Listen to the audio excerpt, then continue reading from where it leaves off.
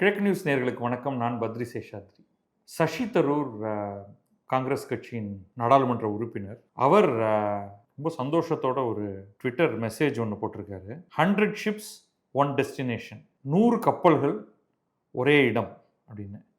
என்னன்னா, அவர் கேரளாவில் இருக்கக்கூடிய விழிங்கம் அப்படிங்கிற இடத்துல இருக்கக்கூடிய துறைமுகத்தை பற்றி மிக பெரிதாக பாராட்டி ஒரு பதிவு ஒன்று போட்டிருக்காரு. ஸோ அவர் என்ன சொல்றாருன்னா, அந்த ஹார்முஸ் நீரிணைப்பில் பெரிய பிரச்சனை இருக்கும் காரணத்தினால நிறைய கப்பல்கள் கேரளாவில் இருக்கக்கூடிய விழிங்கம் துறைமுகத்துக்கு அப்படியே அணிவகுத்து வருது.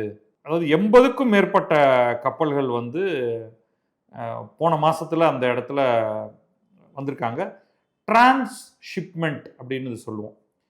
அது கொஞ்சம் டீட்டெயில்டாகவே பார்ப்போம்.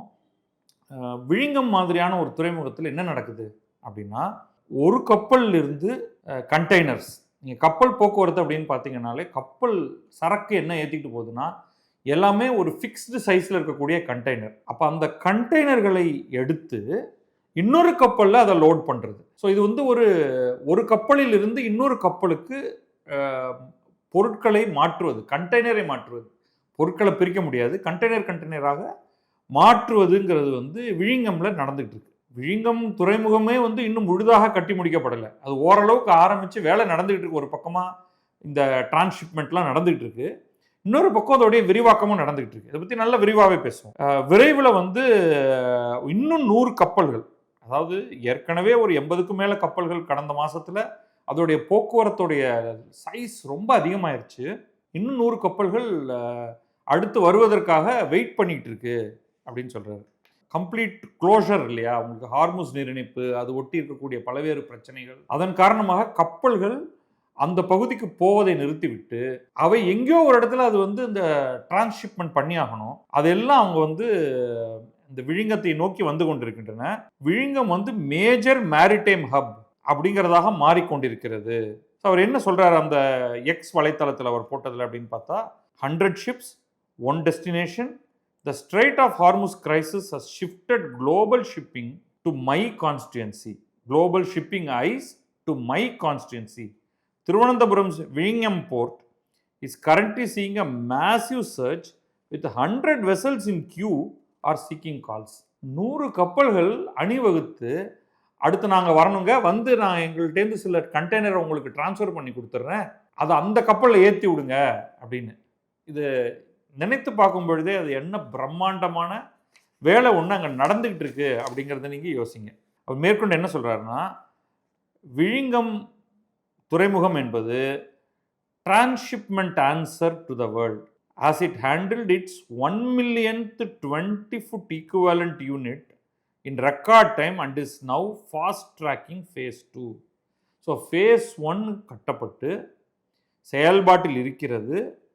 phase 2 இனிமேல் தான் அதோடைய விரிவாக்கம், 2ஆம் நிலை விரிவாக்கம் நடந்து கொண்டிருக்கிறது அப்படின்ட்டு. இப்போ விழிங்கம் துறைமுகத்தை பற்றி கொஞ்சம் பார்ப்போம். ஸோ விழிங்கம் துறைமுகம் டீப் வாட்டர் சீ போர்ட் அப்படின்னு சொல்லுவோம். நல்ல ஆழம் அதிகம் நிரம்பிய துறைமுகம். அதுதான் இந்தியாவின் முதல் டீப் வாட்டர் டிரான்ஸ்ஷிப்மெண்ட் போர்ட். இது 1991 கான்செப்டுவலைஸ் பண்ணியிருக்காங்க. இப்போ விழிங்கம்ங்கிற இடத்துல ஒரு துறைமுகத்தை உருவாக்கலாம் அப்படின்னு சொல்லி, அங்கிருந்து அது வெறும் ஒரு திட்ட வரைவு அறிக்கையிலிருந்து ஆரம்பித்து பல்வேறு தடைக்கற்களை தாண்டி அதில் சட்ட சிக்கல்கள், இந்த மாதிரி எந்த ஒரு ப்ராஜெக்ட் அப்படின்னாலுமே என்வாயர்மெண்டல் இஷ்யூஸ் வந்துடும். அந்த சுற்றுச்சூழல் தாண்டி, லாஜிஸ்டிக்ஸ் தாண்டி, ஃபினான்ஷியல், யார் கட்ட போகிறாங்க, இதை யார் இதில் பணம் போட போகிறாங்க, எல்லாத்தையும் தாண்டி இறுதியாக இது ஒரு பப்ளிக் பிரைவேட் பார்ட்னர்ஷிப்பாக ஆகியிருக்கிறது. 8900 கோடி ரூபாய் செலவில் இது கட்டப்பட்டிருக்கிறது. இந்த துறைமுகத்தில் இதோடைய மேஜர் ஸ்டேக் கேரளா கவர்மெண்ட்டோடையது. இந்த துறைமுகத்தை நடத்துவது ஆபரேஷன் அதானி குரூப். இதை மட்டும் நம்ம ஞாபகம் வச்சுப்போம். ஸோ அடானி குரூப்புடைய கட்டுப்பாட்டின் கீழே இந்த துறைமுகம் செயல்பாட்டில் இருக்கிறது. அடானி குரூப்புங்கிறது இந்தியாவின் பல்வேறு பகுதிகளில் துறைமுகங்களை நடத்தி வரக்கூடிய ஒரு நிறுவனமாகும். இப்போ டிரான்ஸ்ஷிப்மெண்ட்னா என்ன அப்படிங்கிறத நம்ம இன்னும் தெளிவாக புரிஞ்சுப்போம். துறைமுகங்கள் பல வகையானவை. அது நீங்கள் எக்ஸ்போர்ட் பண்ணுறதுக்கான பொருட்களை ஏற்றி கொண்டு போவது. உள்நாட்டுக்குள்ளே நான் நிறைய பொருட்களை நான் தயாரிச்சுக்கிட்டு இருக்கேன். ஸோ கப்பல்லனா அதை லோட் பண்ணணும். லோட் பண்ணிட்டேன்னா அது வந்து எடுத்துக்கிட்டு வேற எங்கேயாவது போகும். ரெண்டாவது இறக்குமதி அப்படிங்கிறத டார்கெட் பண்ணுறது. இதெல்லாம் பல்க் கார்கோ அப்படின்னு சொல்லுவோம். அப்படியே நீங்கள் வந்து கொண்டு வந்து கொட்டும். பல்க் கார்கோ அப்படின்னா வந்து அது கண்டெய்னருக்குள்ளே இருக்காது. அது ஆயில், கோல் இந்த மாதிரியான விஷயங்கள். அது வந்து அந்த துறைமுகத்தில் அது கொண்டு வந்து கொட்டும். அதுக்கப்புறமா அதை கொட்டினதுக்கு பிறகு அதை வந்து தனித்தனியாக ட்ரக்கில் எல்லாம் எடுத்துக்கிட்டு போகிற மாதிரியாக இருக்கும். அந்த மாதிரியானது. இப்படி ஆரம்பித்து அதோடைய சைஸ் எவ்வளவு ஹேண்டில் பண்ணுது அப்படிங்கிறத வச்சு அதை பிரிக்கலாம். அது எவ்வளவு அது ஆழமானதா அல்லது ஷாலோ போர்ட்டா அப்படிங்கிறத வைத்து நம்ம சொல்லலாம். சின்னதா பெருசா, உலகத்தரத்திலானதா, இப்படி பல விஷயங்களை பற்றி நம்ம பேச முடியும். இந்த டிரான்ஸ்ஷிப்மெண்ட் போர்ட்டுங்கிறது சர்ப்ரைசிங்கான விஷயம். இது வந்து ஒட்டுமொத்தமாக இந்தியாவிலேயே விழிங்கம் வருவதற்கு முன்னாடி கிடையாது. இந்தியா எங்கும் துறைமுகங்கள் இருக்கக்கூடிய ஒரு நிலையில் விழிங்கம் வருவதற்கு முன்னால் நம்மகிட்ட டிரான்ஸ்ஷிப்மெண்ட் போர்ட்டு கிடையாது. இது என்ன கொடுமைன்னு பாருங்க. அப்போ என்ன நமக்கு வந்து 2 கப்பல், ஒரு கப்பலில் இருக்கக்கூடிய சில பொருட்களை இன்னொரு கப்பலுக்கு மாற்றணும், கப்பல் டு கப்பல் தரையில் இறக்காமல் மாற்றணும் அப்படின்னா வேற எங்கே இதை செஞ்சுக்கிட்டு இருந்தாங்க அப்படின்னு பார்த்தீங்கன்னா கொழும்பு, சிங்கப்பூர். இதை வந்து நான் இந்த ஆர்டிக்கிளுக்காக நான் கொஞ்சம் ரிசர்ச் பண்ண ஆரம்பித்தப்ப ஷாக்டு. அப்போ 1990களில் யோசித்து அதுக்கு அடுத்து பல ஆண்டுகளாக செயல்பட்டு கட்டப்பட்டு இன்றைக்குமே ஓரளவுக்கு தான் கட்டப்பட்டிருக்கக்கூடிய விழிங்கம் வருவதற்கு முன்னால் டிரான்ஸ்ஷிப்மெண்ட் போர்ட்டு இந்தியாவிலேயே கிடையாது. கொடூரமாக இருக்குது. இப்போ பாருங்கள், இது என்ன பண்ணுது இந்த போர்ட்டு விழிங்கம்? இத்தனைக்கும் அது முழுசாக கூட கட்டி முடிக்கப்படலை. Large volumes of international cargo. India வந்து நான் சொன்ன மாதிரி கொழும்பு அல்லது சிங்கப்பூரை நம்பி இருந்தது. இதற்கு முன்னால் கொழும்போட போட்டி போடணும் அப்படிங்கிறதுக்காக நம்ம விழிங்கத்தை கொண்டு வந்தோம். இதெல்லாம் வந்து சசி தரூர் எழுதுறாரு. அதை சசி தரூர் அஃப்கோர்ஸ் தனக்கு நிறைய பாராட்டையும் சொல்லிக்கிறாரு. When I first helped bring in the tender bid that made the port a reality, it was a long shot project with plenty of skeptics and critics. இதை டெண்டர் அளவில் இருக்கும் பொழுதே, கட்டவே ஆரம்பிக்கல, டெண்டர் அளவில் இருக்கும் பொழுதே நான் தான் இதை இங்கே கொண்டு வந்தேன். நான் கொண்டு வரும்பொழுதே இது ஒரு லாங் ஷாட். இது எப்போ வந்து கட்டி முடிக்கப்படும், எப்போ இது வந்து ஒரு பிற இந்த டிரான்ஸ்ஷிப்மெண்ட் போர்ட்டுக்கு போட்டியாக வரும் அப்படிங்கிறது. ஆனால் இன்றைக்கு இது வந்து உலகமே கப்பலுக்கான ஒரு தீர்வை தேடிக்கொண்டிருக்கும் பொழுது விழிஞ்சம் ஒரு புதிய தீர்வாக அங்கே வந்திருக்கிறது. குளோபல் நெசசிட்டி அப்படிங்கிறாரு. எஸ்பெஷலி இன்னைக்கு வந்து ஹார்முஸ் நீரிணைப்பில் மிகப்பெரிய பிரச்சனைகள் இருக்கும் பொழுது இந்தியாவுடைய ஒரு ரிலையபிள் கேட்வே ஒன்று தேவைப்படுது. விழிஞ்சம் அந்த இடத்துல வந்து நிற்குது. இதுதான் வந்து இந்தியாவின் முதல் டீப் வாட்டர் டிரான்ஸ்ஷிப்மெண்ட் ஹப். இது வெறும் ஒரு சாதாரண திட்டம் இல்லை, இது சர்வதேசத்துக்கான ஒரு தேவை அப்படின்னு வைக்கிறாரு. இது வந்து கடந்த மாதத்தில் மட்டுமே 61 கப்பல்கள் இங்கே வந்திருக்கு. அது ஒரு ரெக்கார்ட்னா இன்னும் 100 கப்பல்கள் வெயிட் பண்ணிட்டு இருக்கீங்க வர்றதுக்கு. இன்னும் ஒரே நேரத்தில் இன்னும் 5 கப்பல்களை நிறுத்தக்கூடிய அளவுக்கு பெரிய அளவுக்கு விரிவாகும். அதுதான் நம்ம பார்த்துக்கிட்டு இருக்கோம். உலகில் கொழும்பு சிங்கப்பூரோடு போட்டி போடக்கூடிய அளவுக்கு விழிங்கம் துறைமுகம் ஆகும். இது ஒரு புதிய தரத்தை நிர்ணயிக்கும் அப்படின்னு ரொம்ப பெருமையாக அவர் எழுதுறாரு. Posted by a very proud MP. எனக்கு ரொம்ப பெருமையாக இருக்கிறது, ஒரு நாடாளுமன்ற உறுப்பினராக என்னுடைய நாடாளுமன்ற தொகுதிக்கு உட்பட்ட இடத்துல இந்த விழிங்கம் போர்ட் இருக்கு அப்படின்னு அவர் சொல்றாரு. யோசிச்சு பாருங்க, கிட்டத்தட்ட இதற்கு இணையாக விழிங்கம் போல தமிழகத்தில் அங்கிருந்து ரொம்ப தூரம் தள்ளி இல்லை, குளச்சல்ல இணையம் அப்படின்னு ஒரு போர்ட் ஒன்று பேசப்பட்டது. இன்னி வரைக்கும் அது நிகழலை. பக்கத்து மாநிலங்கள் பொதுவாகவே ஏதாவது ஒரு பிரச்சனை அப்படின்னா எதுக்கெடுத்தாலும் தரையில் இறங்கி போராடக்கூடிய சகாக்கள் இருக்கக்கூடிய கேரள மாநிலத்தில் கேரள அரசும் இந்தியாவின் மிகப்பெரிய பணக்காரரான அடானியை பார்த்து சொல்லிட்டு இருக்கக்கூடிய எதிர்க்கட்சிகளே அவரோடு இணைந்து ஒரு மிகப்பெரிய துறைமுகத்தை உருவாக்குகிறார்கள். இன்றைக்கு அது உலகமே போற்றப்படக்கூடியதாக இருக்கிறது. ஆனால் தமிழகத்தில் குளச்சல்ல மிக கடுமையான எதிர்ப்பு அதுக்கு வருகிறது. மீனவர்களிடமிருந்து வருகிறது, சர்ச்சிடமிருந்து வருகிறது, என்வைரன்மெண்ட் குரூப்ஸிடமிருந்து வருகிறது, அரசியல்வாதிகளிடமிருந்து வருகிறது. இழுத்து மூடி விடுகிறார்கள். அது வந்திருந்ததுன்னா அது விழிஞத்துக்கும் போட்டியாக இருக்கும், கொழும்புக்கும் போட்டியாக இருக்கும். ஏன் இருக்கக்கூடாது? இந்தியா போன்ற இடத்துக்கு இன்னும் பல மிக தரமான துறைமுகங்கள் தேவை. நீங்க பாருங்க, இந்தியாவில் முதல்ல தமிழகத்தை எடுத்துப்போம். தமிழகத்தில் என்னென்ன மாதிரியான துறைமுகங்கள் இருக்கு அப்படின்னு பார்ப்போம். தூத்துக்குடியிலேருந்து ஆரம்பிப்போம். தூத்துக்குடியில் ஒரு துறைமுகம் இருக்கு, சென்னையில் ஒரு துறைமுகம் இருக்கு, சென்னையிலேயே கொஞ்சம் தள்ளி எண்ணூரில் ஒரு துறைமுகம் இருக்கு, இடையில காரைக்காலில் ஒரு துறைமுகம் இருக்கு. இது வந்து தமிழகத்தில் நம்ம பார்க்குறோம். கொஞ்சம் தள்ளி போனால் விசாகப்பட்டினத்தில் ஒரு மிகப்பெரிய துறைமுகம் இருக்கு, கேரளாவில் கொச்சியில் ஒரு பெரிய துறைமுகம் இருக்கு, இங்கே பக்கத்திலேயே புலிக்காட் பகுதியில் நம்ம வந்து காட்டுப்பள்ளி, கிருஷ்ணப்பட்டினம் அப்படின்லாம் வந்து துறைமுகங்கள் வந்துட்டு இருக்கு, ஏற்கனவே இருக்கு இதெல்லாம். ஸோ இது எல்லாமே தமிழகம், கேரளம், ஆந்திரம் மட்டும்தான் நான் வச்சுக்கிறேன். ஸோ இதோடைய ஹேண்ட்லிங் கெப்பாசிட்டியை வச்சு இதை வந்து அதோடைய தரத்தை அதுக்குள்ளே என்ன பண்ணலாம் அப்படிங்கிறத வச்சு நாம் சென்னையில் இருந்துக்கிட்டு நான் நினச்சேன் சென்னை வந்து ஒரு மிகப்பெரிய ஒரு துறைமுகம் அப்படின்னு. ஆனால் அதில் பார்த்தீங்கன்னா டிரான்ஸ்ஷிப்மெண்ட்லாம் சென்னையில் பண்ண முடியாது. ஆனால் வால்யூம் அடிப்படையில் பார்த்தா இன்னைக்கு கொழும்பையும் எடுத்துக்கிட்டேன், ஏன்னா அதுதான் நம்முடைய காம்படிட்டர் அப்படின்னு பார்த்தா, ஒரு லார்ஜ் ஸ்கேல் ஆக்டிவிட்டி நடக்குதுன்னு பார்த்தா கொழும்பு, விசாகப்பட்டினம், சென்னை. ஆனால் சென்னை வந்து அதோடைய குவாலிட்டியை பொறுத்த வரைக்கும் ரொம்ப பின்தங்கி இருக்கு. இனிமேல் சென்னை துறைமுகத்தில் மிகப்பெரிய அளவுக்கு முதலீடுகள் செய்யப்பட்டு அதை ஒரு பிரம்மாண்டமாக லேட்டஸ்ட் தரத்துக்கு அதை உயர்த்துவாங்களாங்கிறது எனக்கு தெரியல. வால்யூமை நிறைய ஹேண்டில் பண்ணதுக்கு முக்கியமான காரணம் இது வந்து ஒரு எக்ஸ்போர்ட் ஹப்பு. நம்ம வந்து கார்கள் எல்லாம் நிறைய உற்பத்தி பண்ணுறோம், அது எல்லாம் இங்கேருந்து தான் வந்து ஏற்றுமதி செய்யப்படுகிறது. ஸோ சென்னை துறைமுகம் முக்கியமானது. ஆனால் கொழும்பு மற்றும் விழிங்கம்ல இந்த டிரான்ஸ்ஷிப்மெண்ட் ஹப்னு சொல்கிறோம் இல்லையா, அது இது ரெண்டு தான். விசாகப்பட்டினம் இல்லை. நானும் விசாகப்பட்டினம் ரொம்ப பெரிய போர்ட்டுன்னு நினச்சிக்கிட்டு இருக்கேன். பட் விசாகப்பட்டினமும் சென்னையும் அந்த தரத்திலேயே இல்லை அப்படிங்கிறாங்க. அது எனக்கு இந்த துறையை பற்றி அதிகம் தெரியாத எனக்கு வந்து அது ஒரு ஷாக் தான். நான் என்னுடைய மனசில் நான் என்னடா நம்மகிட்ட விசாகப்பட்டினம் இருக்குது, சென்னை இருக்குது, அப்படி இருக்கும்போது ஏதோ இப்போ நம்ம சசி தரூர் வந்து சும்மா அவருடைய கான்ஸ்டியூன்சியில் வருதுங்கிறதுனால விழிங்கம்மை போட்டு தூக்கி விட்டுருக்காரோன்னு நான் நினச்சிட்டு தான் செக் பண்ணி பார்த்தேன்.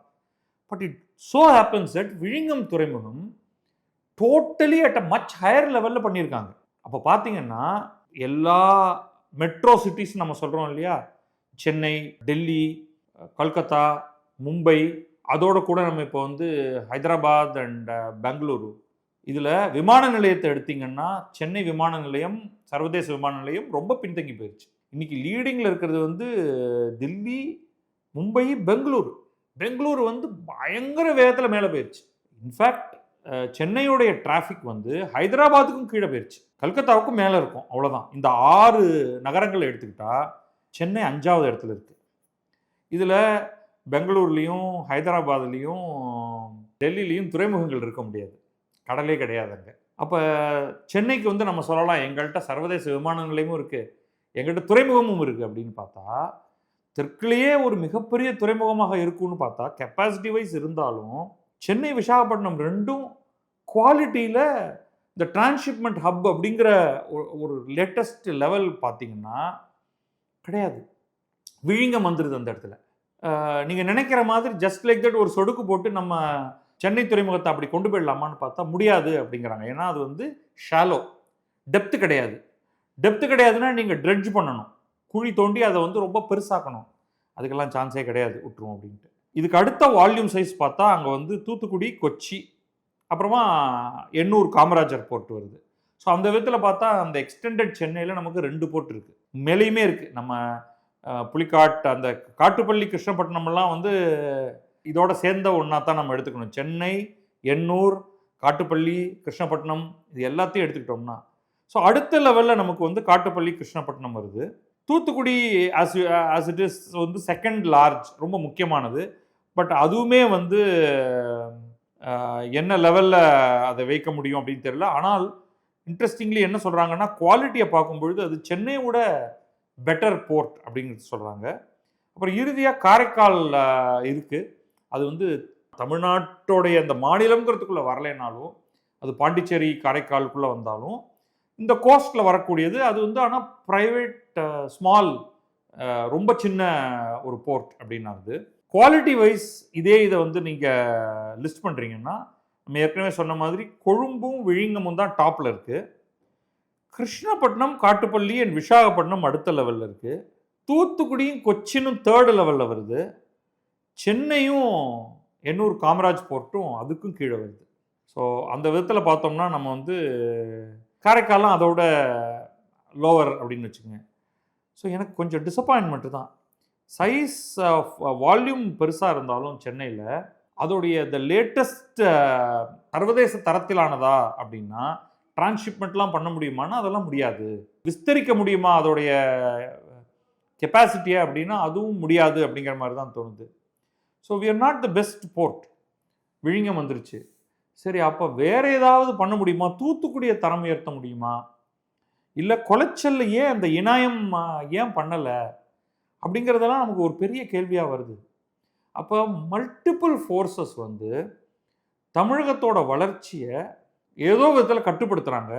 ஆனால் இங்கே இருக்கிறவங்கலாம் வந்து பாரதிய ஜனதா கட்சியை கை காமிச்சு அங்கே பார், அவர்கள் தான் உன்னுடைய மாநிலத்தை அழிக்க பார்க்கிறார்கள் அப்படின்னு சொல்கிறாங்க. ஆனால் இந்த மாநிலத்தை அழிக்க பார்ப்பது யார்? ஸ்டெர்லைட் ஆலையை மூடியது யார்? இந்தியாவுடைய மிக அதிகமான செப்பு உற்பத்தியை செய்து கொண்டிருந்த ஸ்டெர்லைட் ஆலை, இந்தியாவுடைய மொத்த தேவையோடைய பெரும் பகுதி இந்த ஒரு ஆலையிலிருந்து வந்தது. இன்னைக்கு இழுத்து மூடியாச்சு. இப்போ வேறு இடத்துல வேதாந்தா நிறுவனம் பண்ணுது, மற்றவர்களும் அதை பண்ணுறதுக்கான வேலையில் இறங்கியிருக்காங்க. தமிழகம் அதுலேருந்து அவுட், வெளில வந்தாச்சு. விழிங்கம்ல மிகப்பெரிய போர்ட் வருது, குளச்சல்ல வரல. ஸோ இதை யோசிச்சு பாருங்க. இதில் வந்து சதித்திட்டங்கள்ங்கிறது வந்து பொதுவாக எனக்கு அதுக்குள்ளே போகிறதே எனக்கு பிடிக்காது. பட் தமிழகத்தை முன்னெடுத்து செல்ல தவறுவது யார்? ஏன்னா இதுதானே உங்களுடைய எக்கனாமிக் ஆக்டிவிட்டியை மிகப்பெரிய அளவுக்கு கொண்டு போகும். உண்மையிலேயே சென்னையும் தூத்துக்குடியும் இருப்பதனால தான் நம்ம வந்து ஒரு மிகப்பெரிய இண்டஸ்ட்ரியல் ஹப்பாக இருக்கும். ஆனால் சென்னையும் தூத்துக்குடியும் போக வேண்டிய தூரம் அதிகம். விழிங்கம் வந்து ஓவர் நைட் உங்களுக்கு இந்த செகண்ட் ஸ்டேஜ் எக்ஸ்பேன்ஷன் முடிஞ்சிருச்சுன்னா இது வந்து கொழும்புவை விட பெரிதாக, கிட்டத்தட்ட சிங்கப்பூர் அளவுக்கு அல்லது சிங்கப்பூரை விட பெரிதான ஒரு டிரான்ஸ்ஷிப்மெண்ட் ஹப்பாக, இந்தியாவின் முதல் டிரான்ஸ்ஷிப்மெண்ட் ஹப்பாக மாறும். அப்படிங்கிறத பார்க்கும் பொழுது அந்த வாய்ப்பை தமிழகம் ஒருவேளை பெற்றிருக்கலாமோ பெறவில்லையோ அப்படிங்கிற ஒரு கேள்வி வருது. எகெயின் இதில் வந்து எனக்கு பெரிய எக்ஸ்பர்டைஸ் கிடையாது. இதை பார்க்குறவங்க நீங்கள் இதுக்கான கமெண்ட்டை கொடுக்கலாம். குளச்சல் அதே தரத்திலானதா? இங்கே கட்டப்பட்டிருந்தால் விழிங்கம் போன்று குளச்சல் வந்திருக்குமா அப்படிங்கிறது அதுக்கான பதில் இருந்தாலும் நீங்கள் வந்து பின்னூட்டத்தில் சேருங்க. பட் இது வந்து ஒரு சுவாரஸ்யமான புதிய விஷயம் நமக்கு கண்ணுக்கு வருது. ஆனால் இந்தியா என்று பார்க்கும்பொழுது எனக்கு மகிழ்ச்சி தான். விழிங்கம் துறைமுகம் மேலும் மேலும் பெரிதாகி நாம் வந்து இலங்கை என்ற ஒரு நாட்டில் கொழும்பு என்ற ஒரு துறைமுகத்தை நம்பி இருந்திருக்கிறோம் இந்த டிரான்ஸ்ஷிப்மெண்ட்டுக்கு, ஹப்புக்கு அப்படிங்கிறத நினைக்கும் போதே எனக்கு ஒரு பெரிய ஷாக்காக இருக்குது. இன்றும் நம்ம வந்து விழிங்கம் துறைமுகத்தை விரிவாக்கி கொண்டு போக வேண்டிய தூரம் அதிகம் அப்படிங்கிறதும் ஒரு ஷாக் தான். பட் பரவாயில்ல, அட்லீஸ்ட் அதுவாவது நடந்துரும் அப்படிங்கிறது. நிச்சயமாக முதல்ல நான் சசி தரூர் இந்த ஸ்டேட்மெண்ட் போட்ட போது என்னடா இது ஏதோ ஒரு இவ்வளவு குஷியில் அவர் குதிக்கிற அளவுக்கு அவ்வளோ பெரிய விஷயமா, எங்கள் ஊரில் இருக்கிற சென்னை தான் அடித்து தூள் பண்ணியிருக்குமே அப்படிங்கிறதுல தான் நான் இதுக்குள்ளே நுழைஞ்சேன். நான் ஏன்னா இப்போ தான் ரொம்ப சமீபத்தில் நான் வந்து சென்னை துறைமுகத்துக்குள்ளே ஒரு குட்டி பயணத்துக்காக போயிட்டு வந்தேன். அப்போ தான் வந்து போர் கப்பல்கள்லாம் சிலது இருந்தது, இந்தியன் நேவியோடைய கப்பல்கள், மற்ற சரக்கு கப்பல்கள்லாம் ஜஸ்ட்டு ஒரு கரெக்டாக ஒரு வாரத்துக்கு முன்னாடி பார்த்தேன். பார்த்துட்டு அது பிரம்மாண்டமாக இருந்தது. அது சும்மா அப்படியே அந்த தண்ணியில் போகும்பொழுது சுற்றி இருக்கக்கூடிய இடத்த பார்த்தது, அவ்வளோதான். அப்போ எனக்கு முதல்ல தோணினது என்னதான் இருந்தாலும் சென்னைப்பா அப்படின்ட்டு. இல்லை, விழிங்கம் வந்து அவங்க கட்டும் பொழுதே அதை வேற லெவலில் யோசித்து கட்டியிருக்காங்க அப்படிங்கிறது. அதில் ஒன்றே நீங்கள் கவனிக்க வேண்டியது, அதை நான் ஆரம்பத்திலேயே சொன்னேன், கேரள அரசும் அடானி நிறுவனமும் சேர்ந்து இதை செய்வது. இப்போ கிருஷ்ணப்பட்டினம், காட்டுப்பள்ளி எல்லாம் அவர் தான் கட்டிகிட்டு இருக்காரு, அதை அல்லது ஆப்ரேட் பண்ணிகிட்டு இருக்காரு. அதை ஞாபகத்தில் வச்சுங்க. அடானி இல்லாமல் இந்தியாவில் வந்து துறைமுகம் அப்படிங்கிறதே இல்லை என்ற அளவுக்கு போய்கொண்டிருக்கிறது. அதையும் ஞாபகத்தில் வைத்துக் கொள்ளுங்கள். சசி தரூருக்கு வாழ்த்துக்கள். ஏன்னா அவர் தான் இந்த விழிங்கம் துறைமுகத்துக்கு அதோடைய பிட் லெவல்லையே நான் அதில் இன்வால்வ் ஆகியிருக்கேன் அப்படின்னு அவர் சொன்னதுக்கு இப்படியும் எம்பிக்கள் இருக்கிறார்கள். அப்படி யாராவது ஒரு தமிழக எம்பியை குறிப்பிட்டு சொல்ல முடியுமா அப்படின்னு கூட எனக்கு தெரியல. பார்க்கலாம், இனி வரக்கூடிய காலங்கள்லையாவது தமிழகத்துக்கு மாபெரும் திட்டங்களை கொண்டு வரக்கூடிய நாடாளுமன்ற உறுப்பினர்கள் கிடைப்பார்கள் என்று நம்புவோம். நன்றி, வணக்கம். நான் பத்ரி சேஷாத்ரி. இது கிழக்கு நியூஸ்.